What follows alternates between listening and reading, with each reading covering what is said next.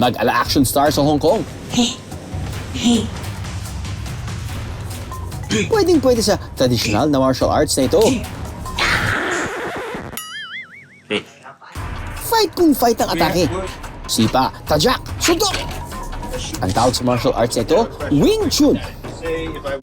Nasubukan ko ng mag-Wing Chun noon. Okay. Oh! Sifu, I want to have a kid. Pero dahil parang nangalawang ng skills ko,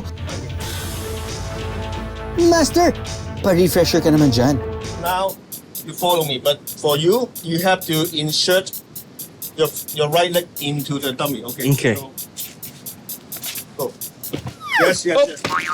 Sorry. Okay, KO. Okay. Mula sa basic footwork, hanggang sa mga suntok, ituturing ni Master.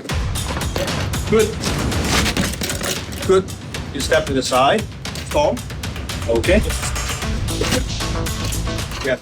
Ang 300 taong martial arts na Wing Chun, sinasabing dinidevelop ni Yung Moy, isang Buddhist nun na bihasa sa martial arts. Goal ng Wing Chun na matulungan ang mga may maliliit at balingkinitan na katawan kontra sa mga malalaking kalaban. 7. After ng pisikalan, mahabang stick naman ang gagamitin palaban. If they are coming in, you just poke them. As a kababayan ni Manny Pacquiao, napalaban tayo sa sundukan.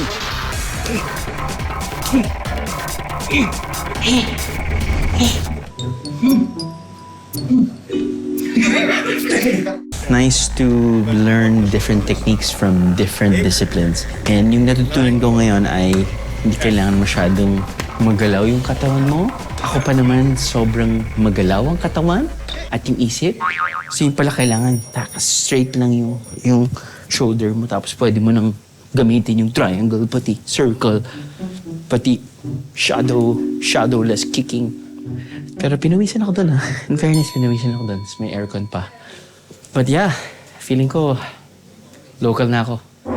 Unhaw. I am the meeting is a Biyahe. Cool.